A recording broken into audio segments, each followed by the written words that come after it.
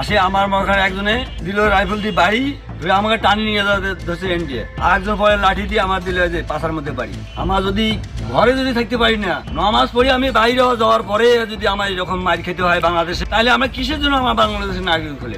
গতকাল দুপুরে ফুলবাড়ির নাওডাঙ্গা ইউনিয়নের পশ্চিম বালাতারি সীমান্ত থেকে হঠাৎই বাংলাদেশে প্রবেশ করেন বিএসএফ এর 5 সদস্য।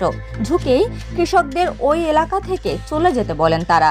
এলাকা ছেড়ে না গিয়ে প্রতিবাদ করায় বিএসএফ এর সদস্যরা ক্ষেপে গিয়ে ধাওয়া করতে করতে সীমান্ত পার করে ঢুকে পড়েন বাংলাদেশে।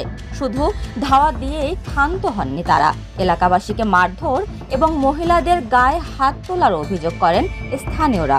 সীমান্তের যে আমাদের যে জমিগুলো আছে সেই জমিগুলোতে আমাদের চাষবাস করতে হবে। বিএসএফরা বলতেছে যে এখানে থাকা যাবে না, আপনারা চলে যান। আমরা বলতেছি আমাদের জমি আমরা চাষবাস করবো। তখন আমরা বলতেছি যে আপনার দেশে আপনি থাকেন, আমাদের দেশে আমরা আছি।